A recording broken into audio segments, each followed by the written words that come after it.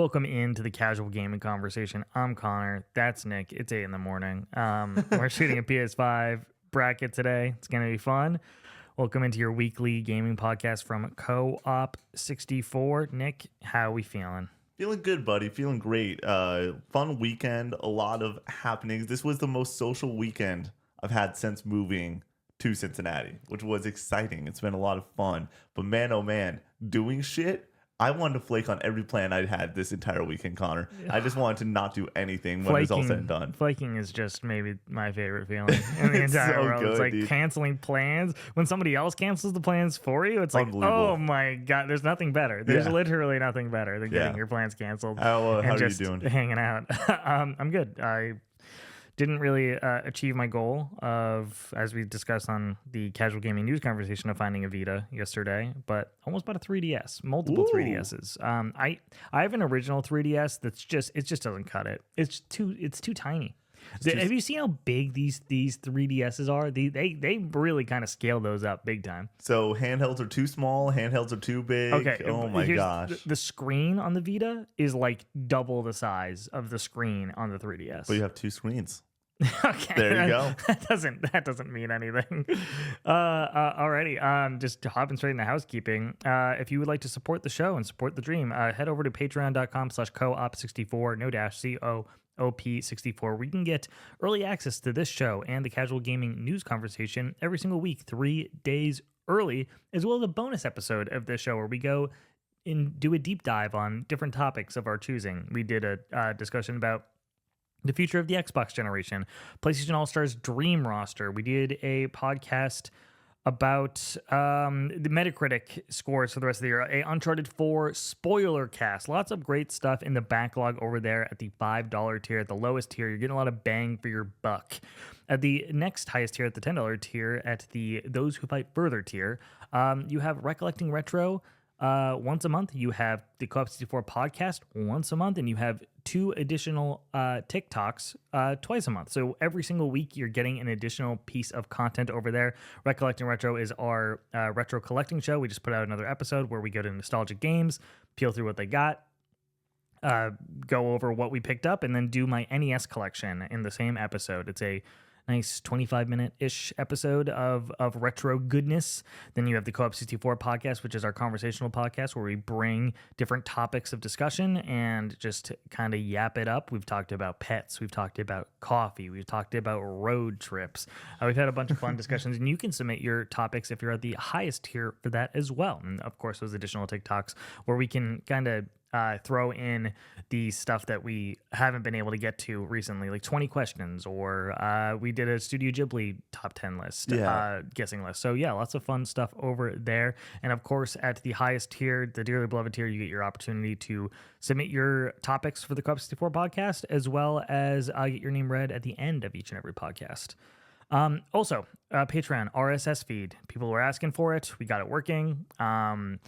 Really simple. Go to your membership, click on the RSS feed, put it in your favorite podcast app. Really, really simple. I did it. I'm a dummy, and I was able to figure it out pretty handily. A lot easier to find the link on a computer because it's right there when you go and open up your membership. But you can do it on mobile also. It's up there. It's really simple. Once again, I was able to pull it off, so it's not that bad. So RSS feed for those who want that over on Patreon. The Twitch schedule, we are continuing on with Bloodborne on Mondays. Brady making his way through that game. We're getting to the tail end for sure. A few more Monday streams, I would imagine. I would say at least 2, probably 3, depending on Brady's difficulty with some of these bosses. Yeah. And then Tuesdays is Sifu with Nick. Nick is punching some dudes in the face, throwing bottles, hitting them with sticks.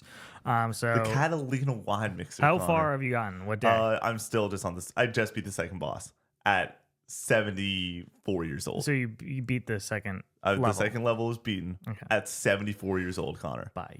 But here's the thing. I didn't know. I was dodging, Connor, and I would every now and then get like he would be swinging a bow staff over my head, and I would like duck. But what I should have been doing was like, and that would happen every now and then, and I would like be able to telegraph that. But what I wasn't doing is like these side like dodges or getting my hands up to block on the right side compared to just up in front of my face.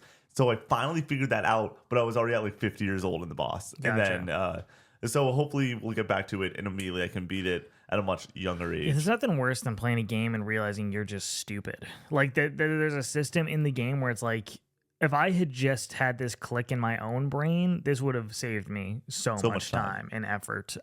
So that happens to me so often in games where it's like, it's a me problem, not a game problem. Yeah. And then on Wednesdays, I'm playing Parasite Eve. Started that last week. We already talked about it on the Casual Gaming News conversation, but by God, what a video game, dude. This might be the most Connor-ass video game of all time. Nomura's working on it. Shimomura making the music. It's like an RPG mixed with a horror game. It's 10 hours long. It's like, my God, they made a game for Connor. So come watch us over on Twitch, 7 to 10 Eastern Standard Time every Monday through Thursday. Discord and merch. We have over 2,300 members in our community Discord. That is linked in the bio if you want to join up and talk about video games and play games together. That's how we organized the Halo community night that we had last weekend from when you're listening to this. And then also, like, we have Monster Hunter coming up, and I know a lot of people are excited about that. You can add the Monster Hunter role, and people will ping you being like, hey, we're hopping into Monster Hunter. Who wants to squad up? So if you're looking for people to play the new Monster Hunter Wilds with, that's a great way to do it. When people ask all the time, hey, we want to play games with you, that is where to do it. Like me and Brady hopped in and played a quick game of Halo before Halo community night, just with the community, and wanted to talk with them and hang out with them. And then Monster Hunter, I think that, like, I'd assume that Saturday and Sunday after it releases, I'm going to be in there pretty frequently. I assume Connor will also. So that's how you get to play games with us if you want that. It's not like a guarantee, but that is like the way to do it. And then we also have merch linked in the bio. If you would like t-shirts, hoodies, mugs, they're available if you want to support the channel that way. Lastly, Apple Podcast Services, leave us nice reviews. It gets the show out to more people and would help us greatly. Alrighty, that's the housekeeping for you. Do you want to get into this here PS5 games bracket without any further ado? It was funny. I was like, we don't have to talk about getting things wrong in this podcast because it's not a news podcast. Yeah. I thought that was in the housekeeping still. Yeah, dude, let's do it. Let's get into it. We are gonna edit when we move the board. Yeah. So there will be a transition, break an easy still. transition. Okay, we're hitting. Do you want to go over the first round, round zero? Technically, let's talk about what we have on the board, because as what normally happens during these episodes, damn, I'm tall. As what normally happens during these episodes, Thanks for my flash on. is sometimes we forget something. I went to Metacritic. I looked up a lot of top 10 lists for this generation, stuff like that. Then I went to Game of the Year stuff, where I was like, if it was nominated for Game of the Year, it's probably on this board. Something like Astray is on here for that reason.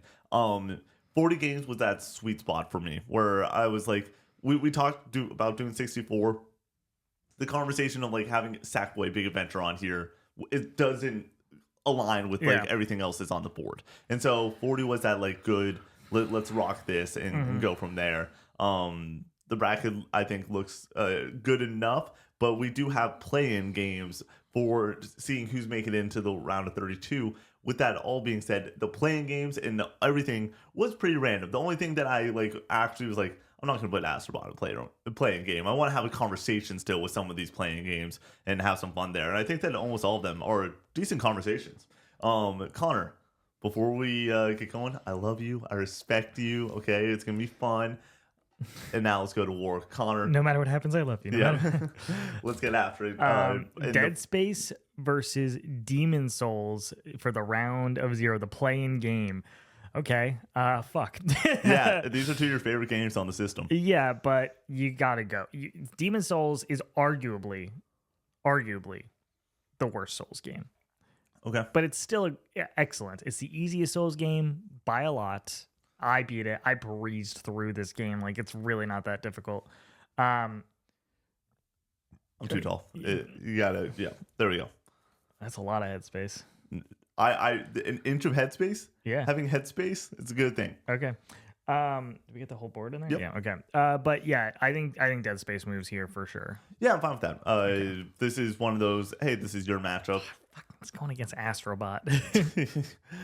Connor, this is a brutal bracket. There's going to be a lot of sadness that comes up. And The it's so problem is that interesting. I've made so many takes that people can go back to hold me accountable for. Yep. So I could just start fucking arguing about Dead Space versus Astrobot, but I gave Astrobot a 10. So like, there's no way I can work my way out of that. Yeah, that's going to be a tough one. It looks like some of the chat disagrees with you, by the way. I'm just saying. They're coming after you, Connor. I love Demon Souls. I think Yeah. Demon Souls is excellent. I think Dead Space is arguably the best survival horror game of all time, period, bar none. Yeah, Demon Souls wins against a lot of matchups for you on this board. And there's 2 remakes, and I think Demon Souls is probably the more impressive remake, but Dead Space is like a really excellent remake. I could make the argument that Demon Souls is more of the best PS5 game because it shows off what the PS5 can do, maybe better than any game still. We're almost 5 years into the console life. I don't think it's as far off as you think it is, though. Dead Space, like the darkness in Dead amazing. Space is like next Connor, level. You saw me play that game. The darkness is next You level. can't see it is shit in that terrifying. game. All right, next up in the first playing game, we have Game of the Year winning It Takes Two versus Cocoon. That's all you.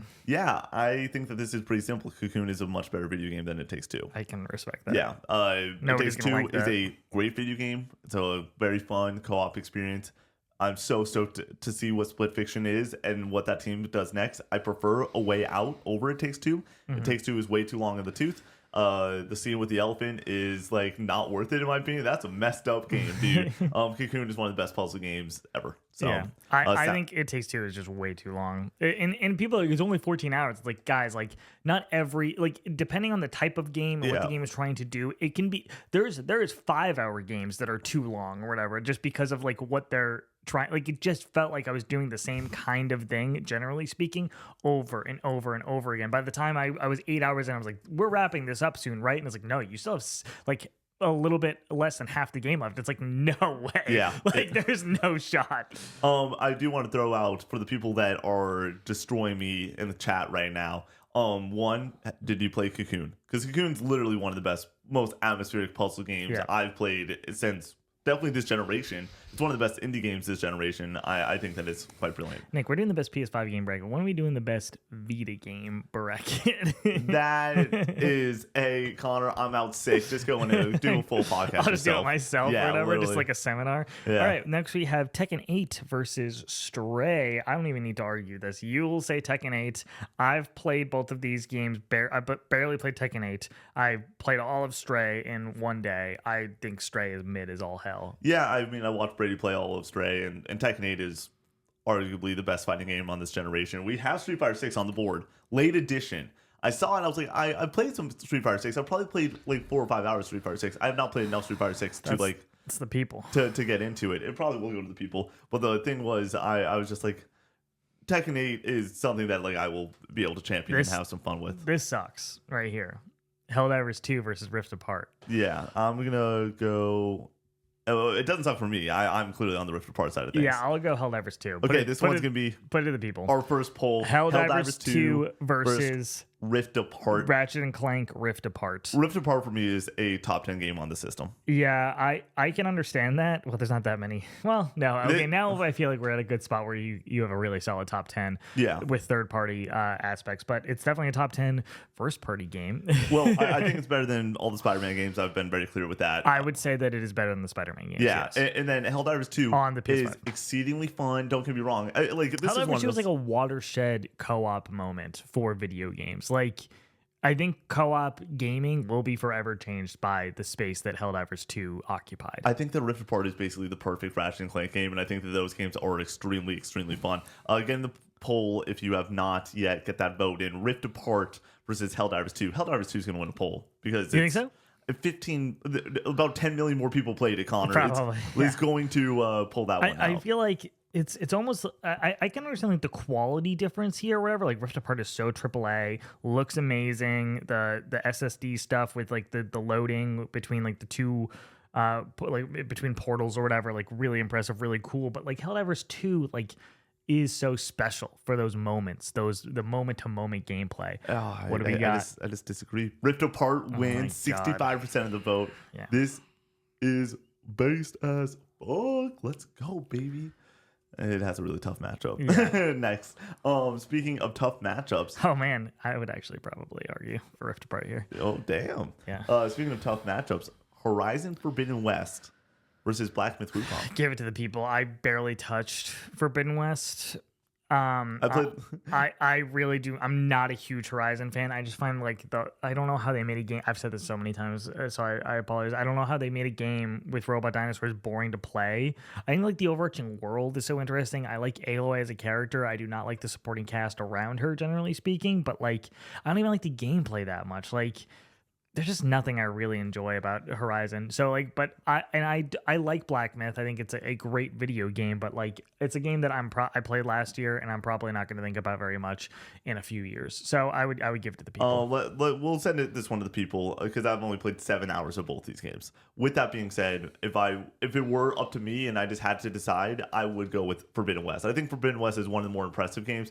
I think that Forbidden West and Black Myth serve very similar roles where like it is so one note on like what they do exceedingly well. I think that the fidelity of Forbidden West and how gorgeous that world looks and how fun it is to be Aloy.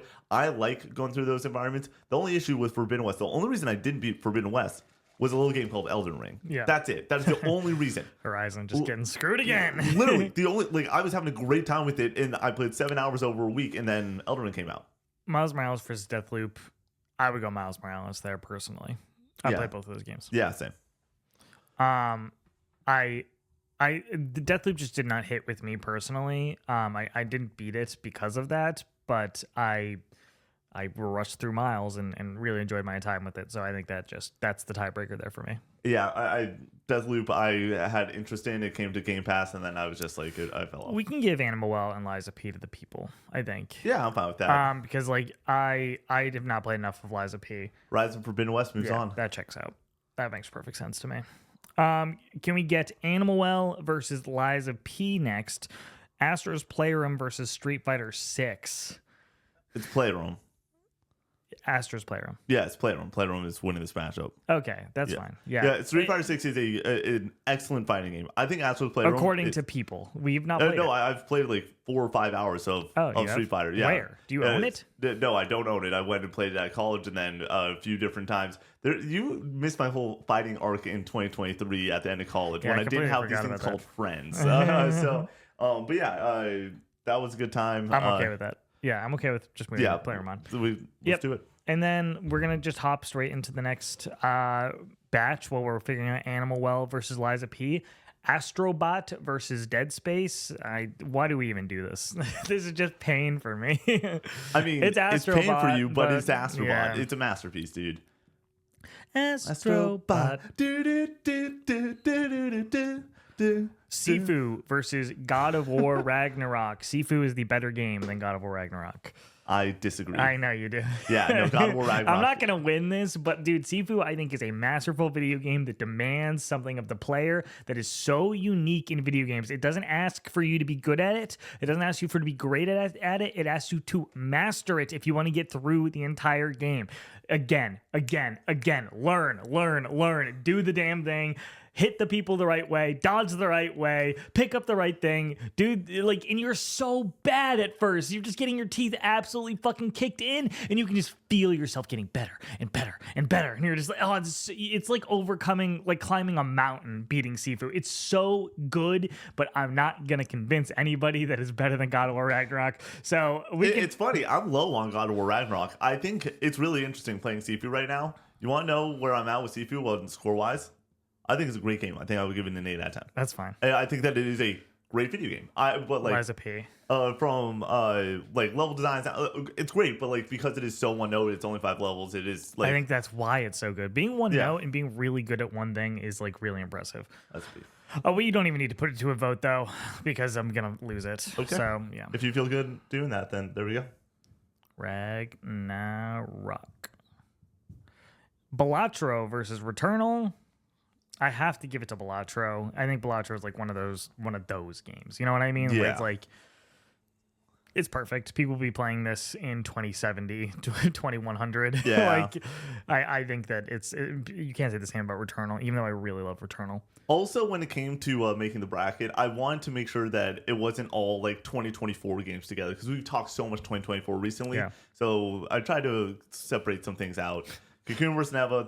So Nick, This is a two shoe special. It's gonna lose to Bellatra no matter what. So I prefer both these games to Bellatra. all right, that's fine. But you're gonna lose. Yeah, I understand that. For me, Cocoon is like so brilliant. It's one of the best puzzle games. It reminds me of the best parts of Limbo. Like not even Inside, but Limbo, like in particular, where it is those puzzle solving moments that feel terrific, and it's so atmospheric. It's so good.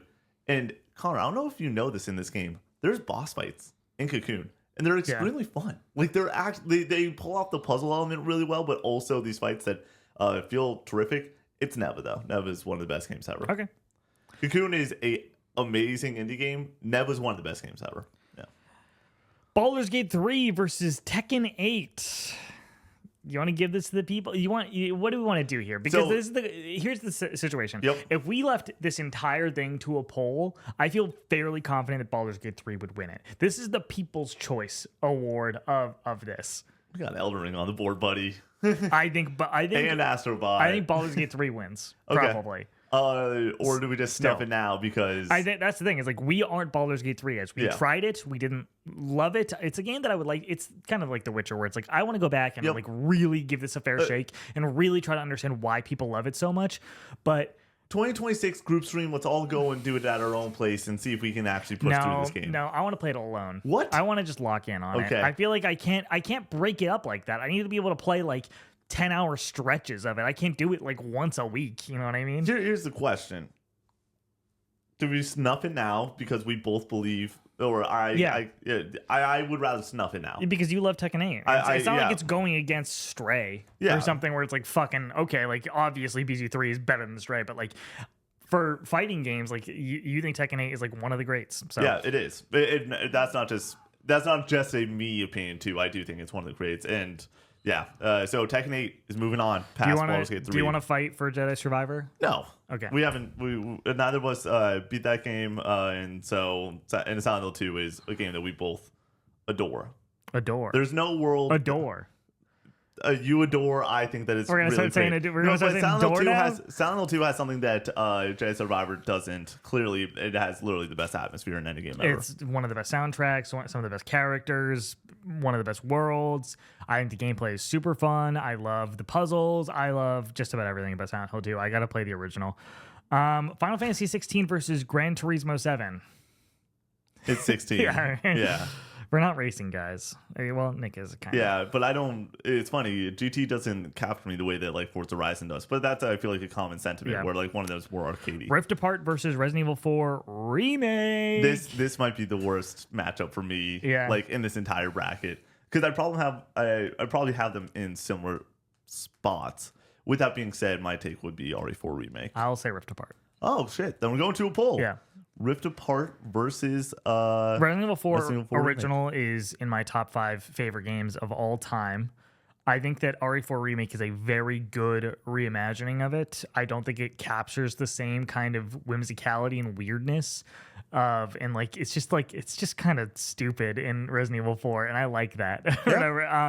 And I prefer the gameplay in Resident Evil 4 original. I like planting your feet and lining up a shot. I just do. Like I think it's so unique and so fun. This feels like it feels to play like just about every other survival horror game, except you can like do a roundhouse kick in it. Like that's about it. RE4 remake's the only way I've experienced Resident Evil 4. I think Resident Evil 4 is as close as I've ever gone to giving a 10.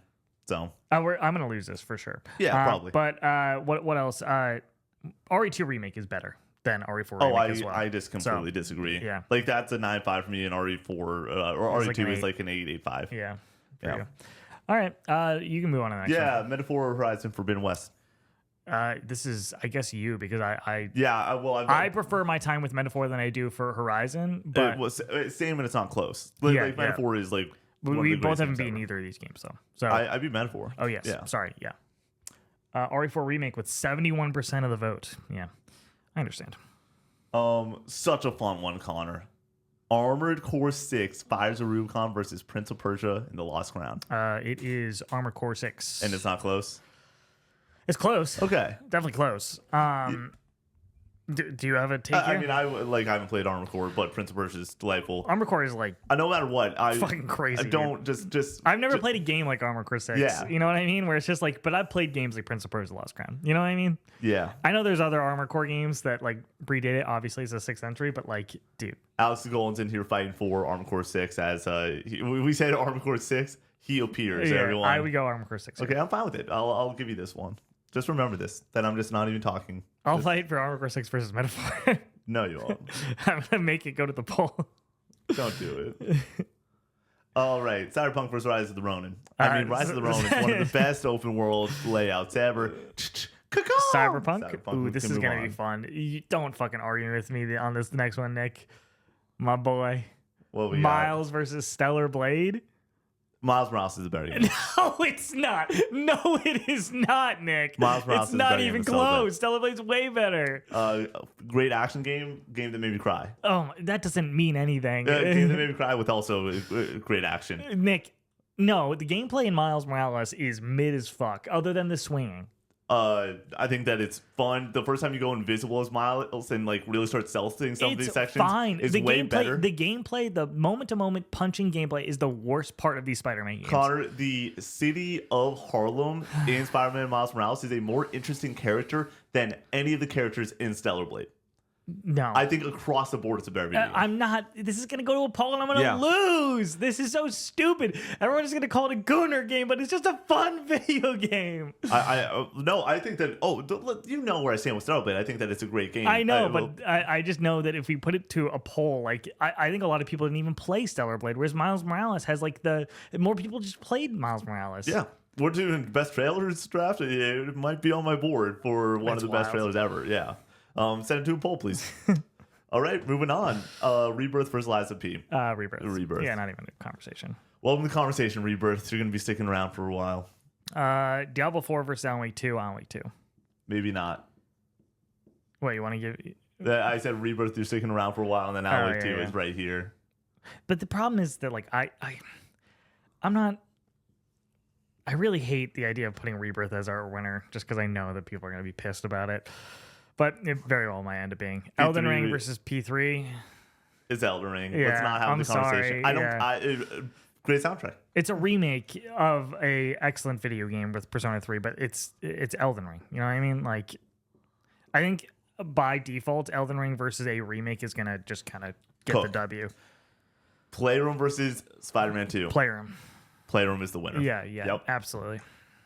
That's not going to make people happy. What a pleasant all-killer, no-filler experience. Free game on the PS5. First thing you play, and it's just a delight. Just an absolute delight.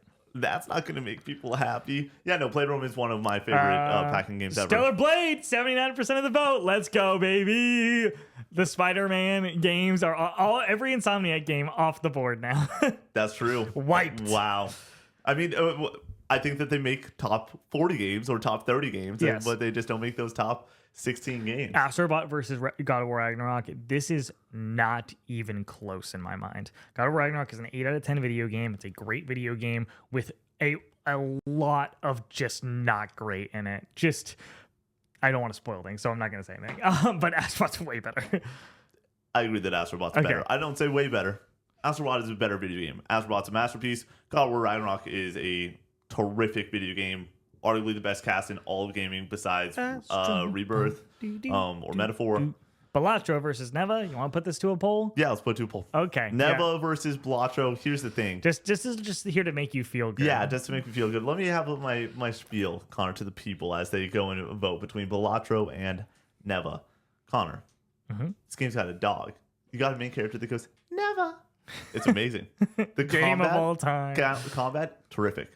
The visuals, arguably maybe the best visuals in any game ever. It is fucking simply gorgeous. Photo mode, any moment in this game. I think that Neva is going to be looked back on in about like 5-10 years as the indie game from this generation. I think Balatro. We agreed earlier that Balatro can be played in 100 years. I don't know if it is. I don't know if it is. Yeah, that's wild. I think Neva is beautiful, man. Yeah, It's terrific. No way. Neva's beautiful. Go play it. Salzar says, hell yeah. King Vex says that is a big ass copy. Tekken 8 versus Silent Hill 2. Tekken 8. No, it's Silent Nick. Tekken 8's a better game. That's crazy. I haven't had a 9, and I talked about potentially bumping it to a 9.5. Like, I can't shut up about Tekken 8, We'll do a poll dude. for that next. So I can't shut up. Oh my god. Final Fantasy 16 versus RE4 Remake. Final Fantasy 16 clears. Yeah, it's not close. Oh, well, okay. Really? Yeah. Wait. No. Oh, shit. Yeah, I was gonna say, Nick, that doesn't line up. Well, no, it does when Balatro with 58% of the vote. You love to see it. Hey, 58, closer than I thought. 58's a lot closer than we thought. Damn, I should have gotten the polls. A lot of people voting who haven't played Neva just because Nick is selling it. I imagine. Can we get up Tekken 8 versus Silent Hill 2? Fuck, dude, I have them like they're both 9.5s to me. Final Fantasy 16, I gave my game of the year last year, where RE4 Remake I did not. But game of the year, as we always say, doesn't mean what's the high score we've ever given or whatever. It is a subjective list. When I think about the PS5, I think about the exclusives to some level. And 16 being the exclusive and being one of the best exclusives on the console does help me edge this one out to go give 16 a nod. I don't think I've had... Well, I probably did have this conversation. No. The game had already come out. It had already been out for a few months before we had this channel. Yeah. Excuse me. The side quests in Final Fantasy 16 that people just malign. People hate the side quests of Final Fantasy 16. I don't get it.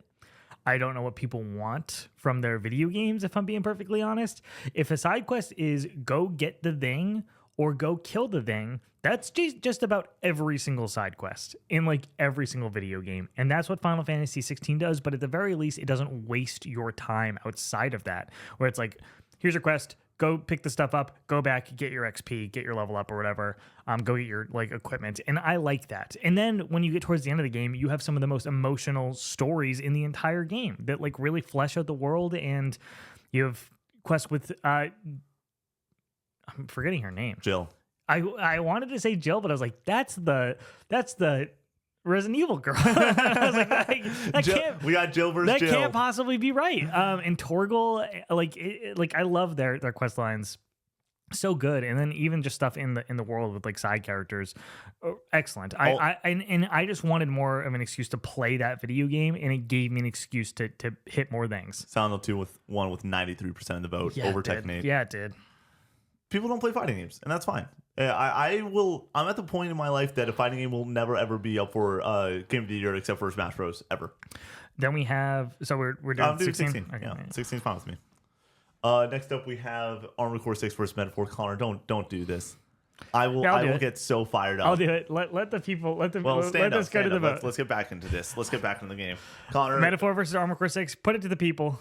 Metaphor is a better game. It has arguably the best cast in anything You didn't even ever. play Armored Core 6. I don't fucking care. Metaphor is a better game. It has arguably the best cast in any game ever. I don't care about how good the combat is in Armored Core 6. We're talking about a game that has phenomenal combat, maybe the best art direction in it. Any game on this board.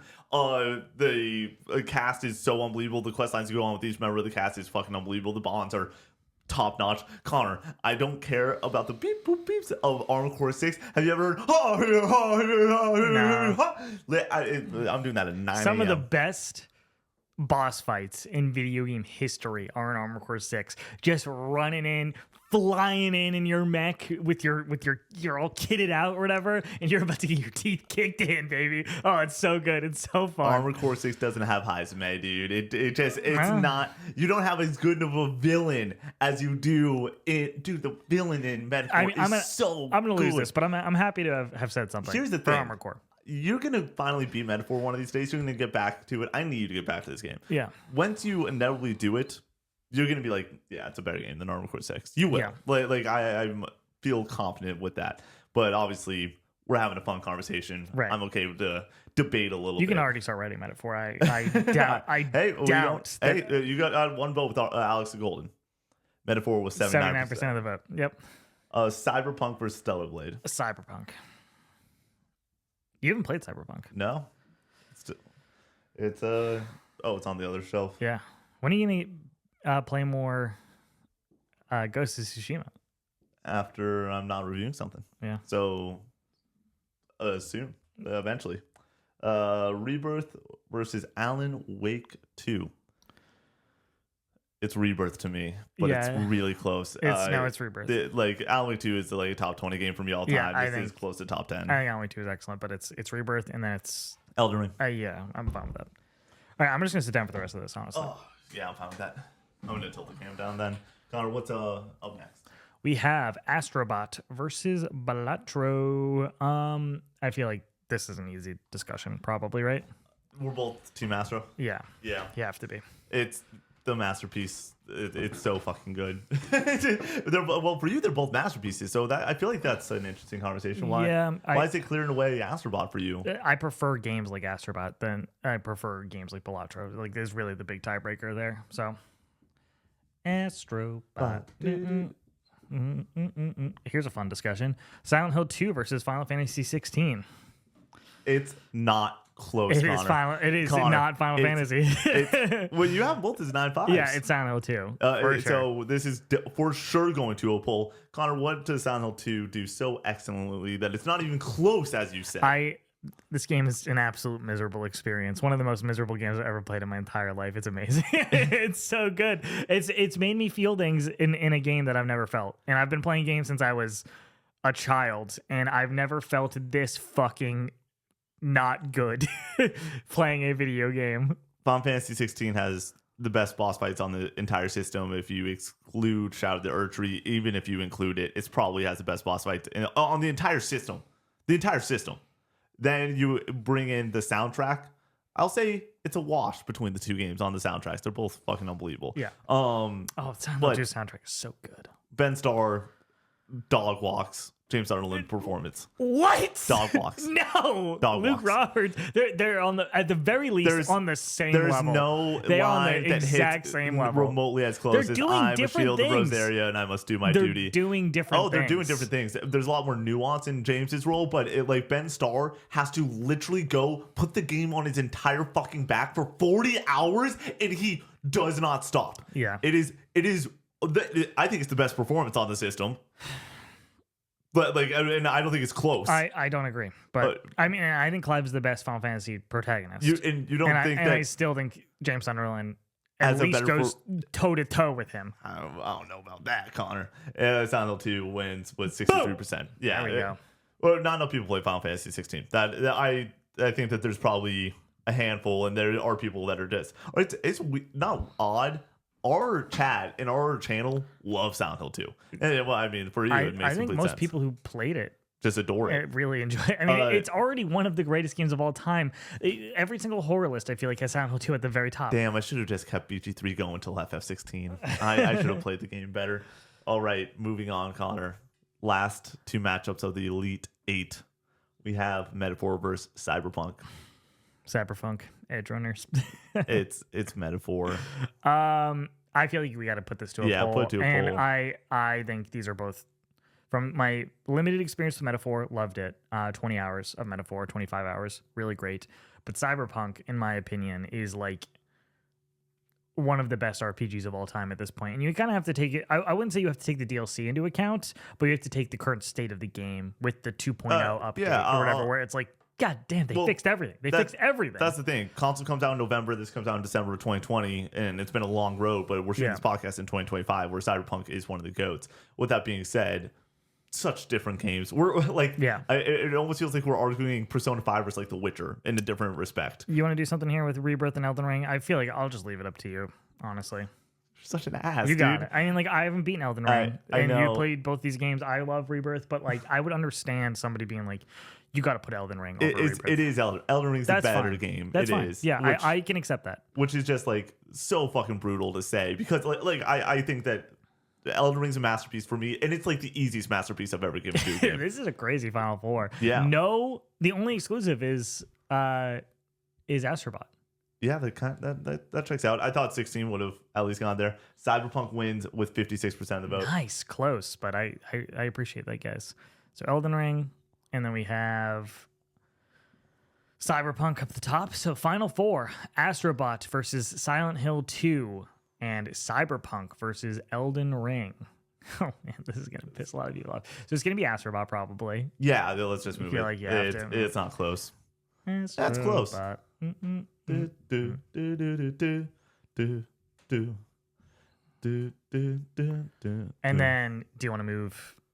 I'm comfortable moving Elden Ring. Yeah, here. it's Elden Ring. Yeah. It's not. Remember doing Tears of the Kingdom for that Switch bracket, and Breath of the Wild and like Odyssey were on the other side, and Tears of the Kingdom was just cruising through the bracket the entire. Yeah. It is. Yeah, Elden Ring is. Yeah, it's Elden Ring. This is the conversation though. The Astrobot versus Elden Ring is like impossible. I feel like for a lot of people. Yeah, they're both 10s. Yeah. These are the two 10s that I have on. So you played the both list. of these. Yep. I've played 40 hours of Elden Ring. Obviously, platinumed Astrobot. You've platinumed Astrobot. Yep.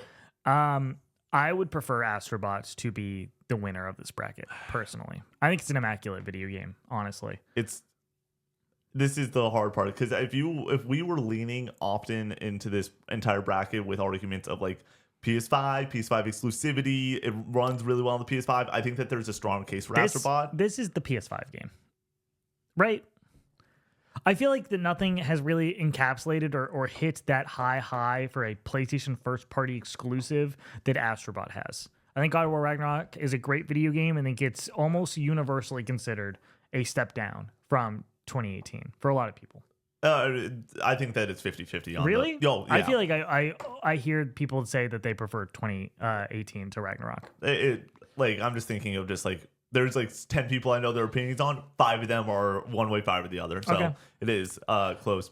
But then Forbidden West being rock solid, looking great. Returnal being super unique. Rift Apart being a sequel, so like that kind of hurts it. So Spider-Man 2 not looked at it the same as Spider-Man 1. Is there anything? What else is there for first party? Demon's Souls. I'm struggling a lot right now, because I do think that Elden Ring is the better video game. But this is the PS5. Yeah, but You we can play haven't, we haven't brought that up one other time I with the know. argument. I'm saying, but that should have been the case there with Silent Hill 2. I disagree. I'm saying Final for Fantasy 16 what is is the just- game that is going to represent the PS5 at the end Oh, is a at the different is a end, different yeah. conversation than Well- what's the better game throughout all well, of this. We're between Astrobot and Elden Ring, and if we're gonna decide what the best PS5 game is, it really has to be Astrobot. We didn't use that argument for I know. 40 I'm saying. other I'm saying we're at the end. This is the finale. It's not different rules, but we're trying to find a differentiator here between these two. Yeah. They're two completely different fucking video games. We're doing a PS5 game bracket. You need to do something to kind of decide what you're gonna choose. We can put it to a poll if you want, but I would feel more comfortable making this decision together for the final. Yeah, I just need to. I'll make a deal with you, Connor. I'll make a deal with you. Simple deal under Okay. the table. You put FF16 in right there. No. Oh, dude, I hate Silent Hill 2 being that far in this fucking bracket. I love it. It probably had the easiest path of all of them. In this circumstance, I think Elden Ring is the better game. This bracket is best PS5 game bracket. PS5 is on the board. It's not just the best game on the board. It's the best PS5 game. And I think you're right to some regard that in 5 years, we will be looking at the PS5. You think of Astrobot. They're both masterpieces. That is a differentiator, like you said. Yeah, let's do Astrobot. It just hurts Elden. I understand. Yeah. It just hurts Elden Ring because the differentiator here is that it's on Xbox and it's on PC. That's really the end of Yeah. That's the one thing. only That's the one thing that I can help. They're both masterpieces. Like, do I think that Elden Ring's a couple spots higher on like a best game ever list? Sure. They're both masterpieces. I feel like this was a foregone conclusion. I felt like these two being here were the foregone Yeah, conclusion. I feel like if somebody had guessed what would win, I feel like the betting odds would have all been on Astro. Let's run through some of our personal picks. Like going through this of like not only what was tough, but like damn, what hurts that it's not further. Because I feel like you got a lot. I got a lot of what I wanted. Yeah. Yeah. Well, I feel like this is what I feel like happens with our brackets is I lose early and then I get the wins late. Rift Apart going over Helldivers 2. I prefer that. What else do we have here? Metaphor going over Armor Armor Core, Core. yeah. There's that Stellar Blade. Well, I got Stellar Blade over Miles Morales, which is Yeah. a big W for Connor. No, I think that I just got pretty fucked in this bracket. I'm not gonna lie. Sometimes Chad. the people just decide with what's right. Well, and sometimes Connor is what's right. Well, you also know that I did this randomly because I would have set Alan Wake up to a lot better. Well, Alan Wake 2 is, in my opinion, like top 5 on the system. Got what did the Sweet 16? Like that's not bad. It beat one game. Yeah, well, it didn't have a playing I think game. that like if that was in the Tekken 8 spot, it's I'm between these two. going Silent Hill 2 versus Alan Wake 2, and I'm fighting for Silent Hill 2. Yeah, I would. I think. And I think I would win. Hey, can we get a poll Silent Hill 2 versus Alan Wake 2? Because that's what it would have been if that were the case. I think I win that. So we'll see. Well, people love Silent Hill 2. Apparently. I know. Alan Wake 2 is a better game. I think they're both excellent video games. Yeah. They're like top tier survival horror. But Silent Hill 2 has they both have really unique feels. Yeah, I think that going to the night place. I prefer being in this world than I do Alan Wake's world. And by prefer, I mean I fucking hate both of them. And that's awesome. It's a really tough decision, tough conversation. I think Balatro, a lot of people would say would have and should have gone further.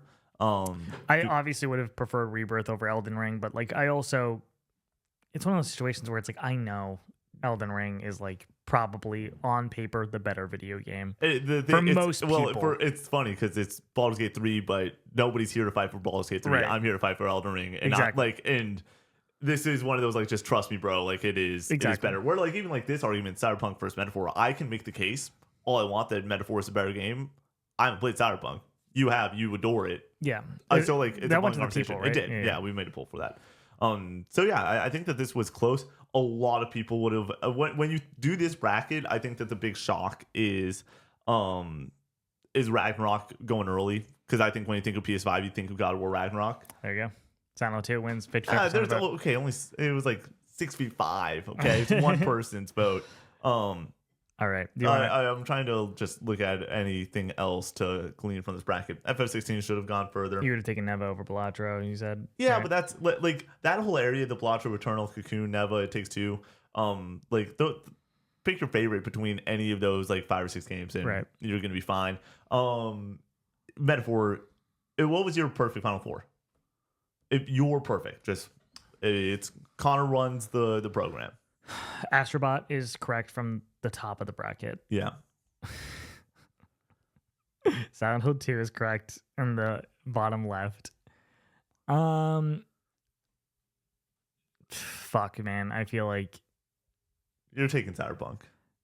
For what I think you... Cyberpunk and Stellar Blade would have been my 2 there, and I would have taken Cyberpunk over. Are you even higher on Stellar Blade than I think you are? I gave it an 8.5, but Yeah. I think it's a very strong 8.5. Okay. And I really like the video game more than I think it's fun. You know what I mean? Yeah. But I think it has flaws, and that factors into that score. Yeah. But I just like playing it. You know what I mean? Yeah, it's great. Like, but those boss fights are just so fun. Because like when I think you talk about Cyberpunk and the current state it's in, like is one of the best games that's ever. excellent. So that's an interesting call. And then bottom, I would go Rebirth, and then it would be Rebirth versus Cyberpunk, and I would go Rebirth, and then it would be Astrobot versus Rebirth, Silent Hill 2, and I would go. I mean, your personal list. I would go Astrobot, but your personal list, like for favorites, you have. Yeah, I would go Silent Hill 2 then. Yes. And then so Silent Hill versus Rebirth, and I would go Rebirth. Yeah. Oh, so Rebirth would have been if you ran. If I went just off of complete personal preference, just like what I like. Your favorite. If it was favorite PS5 game, Rebirth would have won this bracket for both of us. Yeah, and it would have been boring. Yep. So that's just kind of the situation. For me, it would have been Astrobot with a bullet that came to Masterpiece. Down here would have been FF16 over RE4 Remake. Yeah. Okay. Fuck, dude. Well, I mean, yeah, I already pushed it for. Is that what we did? Yeah, I couldn't remember if that was a vote or not. Yeah, it would not win a vote. I don't think. Let's also do that vote. FF16 versus remake. Just to see. I think we did that. No, because remake's gonna run away with win. Yeah. Yeah. Metaphor. It would have been up here. I think Metaphor. That's another one. Like when I talk about Neva, it wasn't as much like I don't feel the certainty that Neva is going to like have the staying power that it currently does. I am certain that in like 2-3 years, people are going to be saying like Metaphor is what they already did when they played. Most people played Metaphor, which was this is the pure evolution of Persona games. Like this is the best version of the games that we already love, and you're taking it in a new setting, and the new setting is allowing you to have like some major themes be discussed, whether it's religion, politics, or whatever else you want to discuss through that game. Family, terrific. I really I like Metaphor is a weird one with me now. Where as time has gone on, and it's been a couple months now since beating that one, I'm like, yeah, like this is just one of the best games ever. And then down here would have been Elden Ring, would have been Astrobot versus Elden Ring for me still, even though FF16 Astrobot is a fun conversation. There's some filler in 16 that I don't love. Astrobot's a masterpiece. Elden Ring's a masterpiece. And then between these two, so you would have had this final two. Yeah, I would have had this final two. I would not have had. It's funny, you got the final four right, and then I got the final two right. And then I would have, if I was in a room by myself, I probably would have had Elden Ring as my winner. But like you made a rock solid argument, and that's part of the conversations with these brackets. It's like, let's have a conversation, talk through it, try to convince the other person when we can. And I literally was just like, yeah, I'm totally fine with Astrobot winning this bracket because it is just so fucking good. It's a masterpiece. Like I going back and playing the Christmas level over Christmas break. I haven't played it yet, dude. Honestly, wait till next December. Like get the Christmas vibes going, because for me, I beat it right after like December 26th or something, and it was just like the perfect way to close out that Christmas vacation area. So it was terrific. I think that this was one hell of a bracket. I think that this was one of our best for sure. Anything else? Into the hot takes? Yeah, let's go and clear shop. All right, Nick, what is your hot take for this week?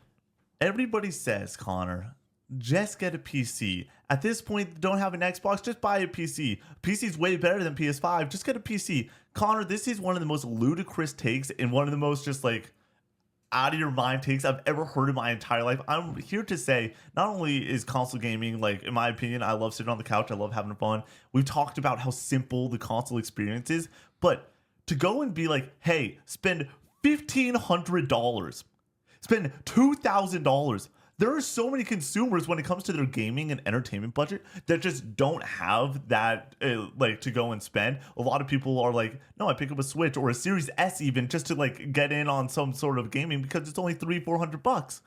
Go and spend $2,000. That's not an option for so many people. I think it's such a tone deaf take to be like, hey, no, just do that. Why don't you do that? We are both own PCs and Switches and consoles, but like when I'm recommending like somebody to go that's watching one of our TikToks, I'm never saying, hey, yeah, just get a PC. Like just do that. It always comes with the caveat of like, if you want a Steam library and you are excited about those games and you do have the disposable income and it makes sense for you and like you could see yourself playing games at your PC every single day, then do that. That makes sense. But the people that are just like, Xbox is cooked, go get a PC. I'm like, that isn't an option it's just not an option. So I think it's a tone deaf take. I think that, sure, the PC is terrific, but like spend $1,500, even $1,200. Like you're not gonna be able to run everything very well for something that cheap. But like just say $1,500, probably closer to $2,000, maybe even $3,000 if you're getting wild with it. It's just such if you want it, it's there. But like, we're comparing a $500 console to a $2,000 PC, and I feel like the opportunity cost of the price tag is not brought up nearly enough, and it bothers me. And you're spending $2,000 for something that like we'll just randomly just decide, nope, not working today. Like there's something wrong with me now. I can't run this game. There's something wrong that I have to go fix in the BIOS for Nick for playing Valorant. Can't open Valorant currently because the anti-cheat and the way that it's interacting with his computer for whatever reason happened with my computer as well, but I got it fixed. Nick is still working on it, trying to figure it out. But then like for me, my Wi-Fi options disappeared. I can't connect to Wi-Fi anymore. What the fuck is this? I just booted up my PC and it's gone. I'm like, okay, so now I can only use Ethernet. I'm sure there's some sort of solution there, but it's like, what the fuck is this? Like, I'm not a tech guy. I'm not like very computer smart. Like this isn't my wheelhouse. I want to be able to purchase a video game, download the video game, and then play the video game. That's all I want. Yeah. And I think a lot of people agree with that. And they just aren't willing to sit at a desk and have that experience of like updating your drivers and troubleshooting different issues, or just like having that gameplay experience that's uncomfortable, generally speaking. I only play first-person shooters or first-person video games on PC at this point because I like mouse and keyboard. But I get other people being like, no, I don't want to do that. It's just really like the experience at the end of the day is I really don't care. Like there are people that are just like PC Master Race. It's the best thing ever. Like I love this shit. And not only do they not care, they don't believe you when you're saying that you have issues. Yeah. It's like, no, like this PC has problems. It is a souped up, very expensive PC. I want it to work properly. I paid for it to work properly and it doesn't work. Yeah. It's like, what the fuck is happening? Like, that's just not acceptable for a lot of people. And it's not really acceptable for me either. It's just extremely frustrating to get onto PC to play a game that is supposed to be relaxing and just like kind of like you're settling in, and all of a sudden you have to troubleshoot a bunch of shit. It's like, no, like I don't want to do that. It's been a long Friday. I want to go grab a cold drink, press start, and play the game. And I think that also a large part that this take makes sense in the context of today is the PlayStation outage that we just had, where it's like people are like, I'm going to PC. I'm like, dude, like being like, yeah, let me just spend like tournament in my console for a couple $100 and then spend another $1,000.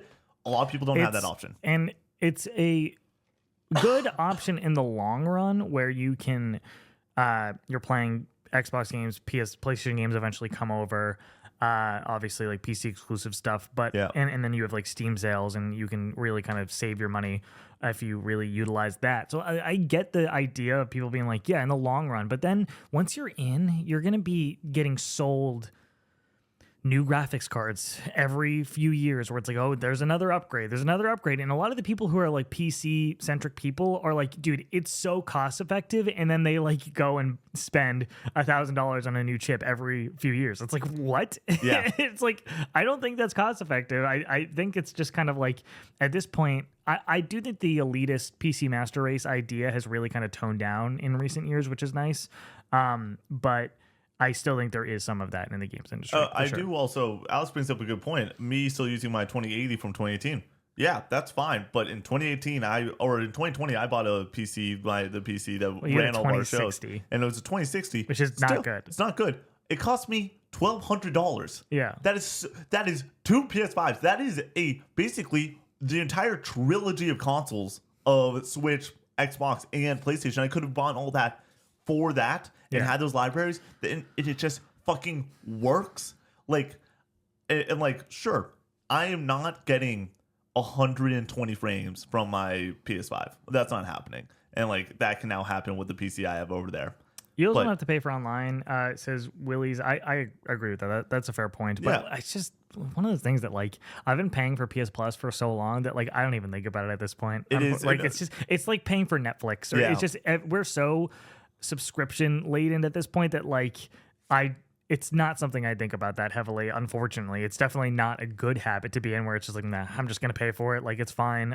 But I use it. I download all the free PS Plus games, free in quotes, every single month, and I play online games, and like I utilize PS Plus, use cloud saves and everything. So Tracer said, built my PC in 2019 with a 2070. Only now am I encountering games I can run at recommended. Can't run. I imagine. Yeah, at recommended specs. That's a console generation. It's every 6 or 7 years you're not gonna be able to run the shit that you want to and feel like you need to run. That's every console jump normally is 7-8 years. But guess what? The console jump for you is another $1,000 plus, probably, if you want to. Depends on what you get. Or whatever. But like there's affordable like 50 series stuff, but like apparently they're not very good. Yeah, people are saying it's a lot of like AI upscaling that's kind of making up for like hiding a lot of the issues with it, and it's just not cutting it. From what I've read. All right.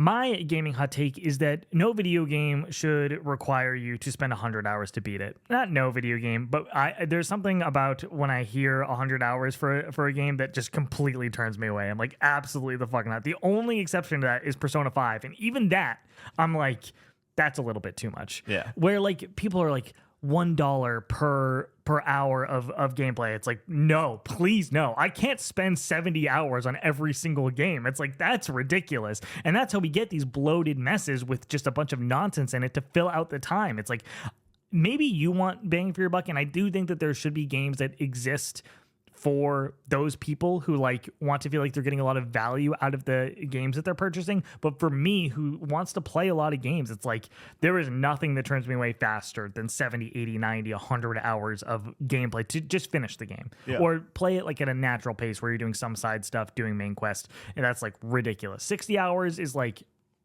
the cap of where I'm like, okay, that's fine. Your Red Dead Redemptions, your Cyberpunk 2077s, your Final Fantasy 7 Rebirth, where it's like, okay, that makes sense to me. That's okay. And if I'm really enjoying it, it's like great. But like even stuff that I'm really, really enjoying, I'm like, this needs to wrap up. Like like 70 hours. Like apparently Metaphor is just like too long.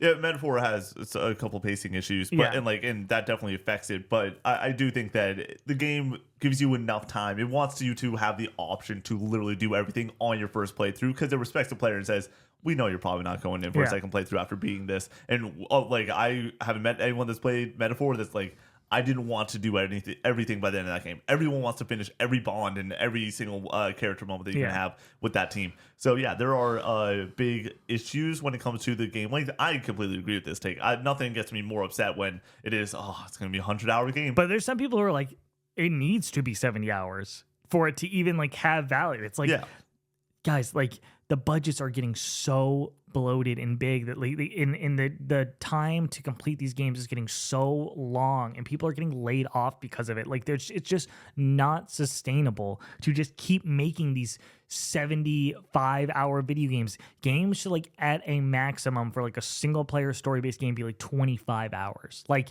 that's fine. I think 12 to 15 I've had to take in the past where like that's the sweet spot for me, where it's like that was the golden age of gaming. That's where you get Uncharted 1, 2, and 3 in the span of 4 years. And The Last of Us in there like in 6 years. It's like guys, like that was where we had the best run of games in the PS3 into the PS4 generation. And now once we're at the end of the PS4 generation into the PS5 generation, things are taking way too long and are way too bloated. And that is because we're trying to make everything into this 70-hour video game. Because if you don't make it into the 70-hour video game, you're gonna have people who'd be like, it's only X amount of hours. Is it even worth it at full price? It's like, well, if it's of high quality and it's really fun, then yes, it is, in my opinion. And it sucks because I can see the industry moving in a direction that is more tailored towards hour per dollar or whatever. Like, and I don't think that's a way that you should be creatively restrained in making your video game. You should just make the game that you want to make and not worry about like suiting that audience. I think that everything in the game needs to have purpose, whether it is for a character, or like the player's fun, or building characters, or world development, or just like everything. The bloat is things that like take away that. When we talk about something like a Rebirth, the mini games get brought up a lot, and I'm like, here's the thing, I have fun with those. So that's not bloat. They're not required either. But there are things like even Ghost of Tsushima that I'm like, this does like, we don't need every single one of these side quests of like writing haikus or anything, but where something I might not enjoy in a game like that, somebody else might. And so I do think that there is a level of like, hey, we're going to make large games with great stories and allow the player to push forward. I think Metaphor and Baldur's Gate 3 are great examples of like, these games are going to be super fucking long. You know what you're getting into, but also if you love this shit, you're going to love it. There's just like, it's almost odd talking to you when you're like, yeah, like, I know what you're playing at basically every moment. So when you're like, I fell off Metaphor, this is what I'm doing. Like, yeah, that makes sense. Like that. But like, I spent 25 hours with Metaphor. That's a full video game's length. Oh, I know. Of gameplay for most games. Yeah, but, but it needed like so. But continuing on through that like is just a hell of a journey, and it hooks you, and you want to play more. But there are so many games that like there should. I'm all for teams doing what they need to do and studios staying open. And it feels like by teams feeling like they need to go and do something maybe necessarily not what they want to do and want to make just games even more massive due to artificial pressure to make games longer is really bad for the industry. It's bad for these dev teams. And it's bad for the consumer, I think. Because guess what? Then we get games that aren't fucking amazing because they do have that bloat. You get quote unquote Ubisoft slop. And people have completely turned on that premise, and I think that the core element of Ubisoft games being like towers and clearing up bases and doing like side missions and stuff isn't bad. It's the fact that they take those core principles and just blow them up all over the map, and like it's expected that you're going to do a bunch of that stuff. Like I spent 35 hours in Assassin's Creed Odyssey. I loved it. But I realized I was less than a third of the way through the game. I was like, nope, I'm done. I got my fix of this game. I cannot keep doing this for another 75 hours. It's stupid. It's like, it's not going to happen. All right, let's get into the draft. I think you have the first pick here. I need to get my board. I wonder what my first pick's going to be, Alrighty. Connor. I wonder what your first pick. Oh, is it going to be Final Fantasy VII Remake? The first one that I have on my board. Yeah. It's the first one you think of when you think of a trailers draft. Yeah. Today, we are drafting video game trailers, reveals, commercials. Nick, what is your first pick? My first pick is Elden Ring. The trailer at SGF is absolutely brilliant. Torrent shooting up a wind tunnel, phenomenal. I think that this is just like one of the best trailers ever, and that's my first pick. With my first pick, I'm going to go with arguably one of the greatest commercials, one of the greatest ad campaigns of all time, Halo 3 Believe. The little vignettes with the action figures in still frame going up to Chief being held up and his helmet going up with his grenade in hand. It's like, God damn, it's like it makes me feel something every single time with the music and everything. Like that was the peak of Halo for me. So yeah, full chills. You even talking about it. It's brilliant. You're up next. Oh yeah. With my next pick, I'm going to go with the launch date, the release date trailer for The Legend of Zelda Breath of the Wild. I think the music in Breath of the Wild and in Tears of the Kingdom is really solid, but it's very kind of in the background. But with those trailers, you really get to see that music shine, and it made me feel stuff. Like where I'm just like, God damn, we're getting this Zelda game, and this was my first Zelda game that I got really into. So yeah. Connor, it's a simple sentence. My next pick, I can't believe you didn't pick it. PlayStation Experience, The Last of Us Part 2. That trailer is so fucking good. That's the end of it. That's the end of my pick. I don't want to say anything more. If I had my druthers, this gets posted on TikTok. In the bottom bar says The Last of Us Part 2 PSX trailer. Like, people look it up from this because it is literally just so fucking good. And a large part of it is the pure shock. But when you bring up pure shock, there's nothing more shocking than my third pick, FS7 Remake. They're back. It is brilliant. It is the best E3 moment ever. Like when you think of E3, this thing that existed for multiple decades. If I were to go and the aliens come down and they have one thing to define what E3 was, it was everyone in that fucking hall losing their mind when the fucking remake popped up. It's not a movie. It's not a side game. It is Final Fantasy VII Remake. With my third pick, I'm going to go with more Xbox love here for a game that I don't even like very much. I'm going to go Mad World. Yep. Gears of War. Just an excellent rendition of that song with a very dire situation for Marcus Phoenix going through this city, bursting through into a building, and all of a sudden there's just a giant monster in there ready to fuck him up, and it's some good shit. I don't even, like I said, like I'm not a Gears guy, but I can respect game when I see it, and that's that. With my fourth pick, I'm going to go with the God of War 2018 reveal trailer that was shown at the 2016 E3 presentation for PlayStation. Just so good. God of War is back. Old man Kratos, Atreus, gameplay. Yep. Like, yeah. Awesome. Kratos with an axe, Connor. Kratos with a fucking axe. Oh my god. Tough board. Because there's so much talent left. Damn. Everyone's here. Super Smash Bros. Number 4 pick. One of those that's like, it just was slipping on the board. And someone needed to draft it. That moment that Snake appears, it is fucking game over. It is mind blowing. You see Cloud, and you're just like, holy shit. and then Snake appears, and then it's everyone is here. In that moment, I have full chills. I'm gonna watch this trailer right after we get off this podcast, and I'm gonna go cry. Like, it is so fucking good. It is so impactful. It's that trailer, and then obviously the Nintendo Store reaction should be in a fucking museum. Like, it is so good. Oh god. I gotta take the moment. Wake Up Samurai, Cyberpunk 2077. Ooh. Johnny Silverhand, fucking Keanu Reeves. Because the trailer itself is excellent. Wake the fuck up, Yeah. Samurai. So We good. got a seed to burn. Yeah. Fuck, dude. It's so good. Yeah. It is unbelievable. It's really good. And like, I have other trailers that are personally more important to me, but this was the moment that everyone's like, Cyberpunk's gonna be the greatest game ever. It's gonna be more than a video game. It is fucking Cyberpunk, and now it's a brilliant game. I'm between all. I have the last pick, right? Yeah. I'm between so many right now. I have so many on my It's a board. problem. I have the Kingdom Hearts 1 commercial that played like just like it would blare out of your screen like at like 4 a.m. in like 2001 or whatever and catch you off guard when you walk. Like, oh, so good. I did have the remake announcement. Uncharted 4 reveal trailer. Kingdom Hearts 3 reveal trailer. Yeah, Uncharted 4, it's on my board.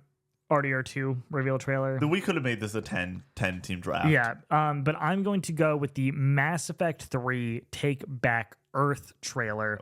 Mass Effect has some really good CG trailers, and the thing that I love most about Mass Effect 3 is how dire it feels and how like scary the Reaper threat is that has arrived, and that trailer really kind of encapsulates that feeling. So Totally. my final pick. I have Mario Odyssey on my board. The one not from the initial Switch reveal, but the one from the summer showcase where it is the all-in. It's a brilliant trailer. Fucking Mario is a dinosaur. Like, that moment of just like, hold on, what the fuck? Yeah. Like, it's unbelievable. Death Stranding 2 I have on the board.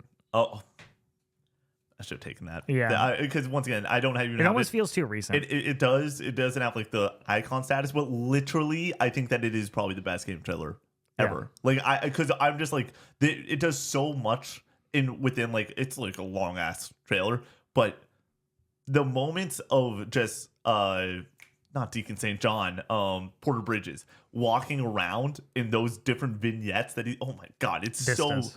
so beautiful. It's picturesque. I'm going with vignette. Okay. Why not? And then Uncharted 4, just so fucking good. I have GTA 6 on my board. I think Wow. the GTA 6 trailer is just so. It's pretty good. Like, seeing Vice City pop up is so exciting, but it felt obvious. But it is exciting. Spider-Man Miles Morales tease. No one saw it coming. The like 2020 showcase starts out, it's GTA 5 and everything, and then you're just like, like shit. And then Jim Ryan comes up and he's like, let's get to the games. And for it to be Miles Morales, for it to be a launch game, nobody saw it coming. We believe in generations. Fucking dumbest thing you could have possibly said for them to just put stuff out on PS4 for like Yep. ages Literally. after. Yeah. Stupidest fucking thing ever. But no, the trailer is unbelievable. Go be a hero, Miles, I believe is the line. Or like, and then it is New York, wintertime. It's so fucking good. Perfect Dark from last year.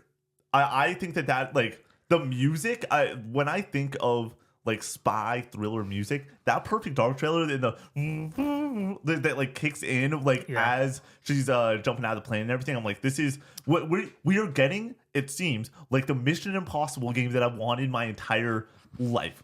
I think Gears E-Day from that presentation so good. was also really good. It's brilliant. But if you're gonna do Gears, you do Mad War. Yeah, you have to.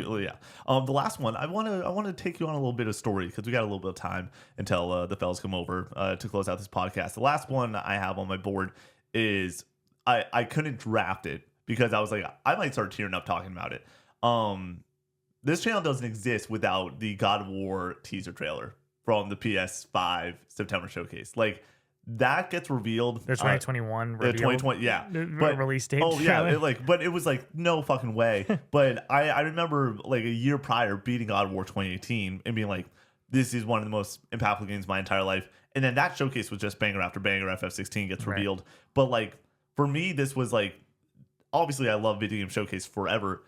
I just remember sitting in my apartment fucking like, for some reason, bawling, like being like, I'm so happy right now, and it is all because of video games and like what the promise of the future of games is. And I was like, at that time, I'm like, we're gonna get things like The Last of Us Factions and other shit. But like, I was just so fucking happy. And like, that is, for me, video game trailers are like my favorite thing on the planet, because it is all hype and it's, more importantly, all hope. You have hope. No matter, the game might come out, it might fucking suck, but in that moment, it is literally perfect. It is everything that your imagination can be. And that is why I think the FF7 remake trailer is as impactful as it is, because it is all the hope and the promise of what an FF7 remake can be.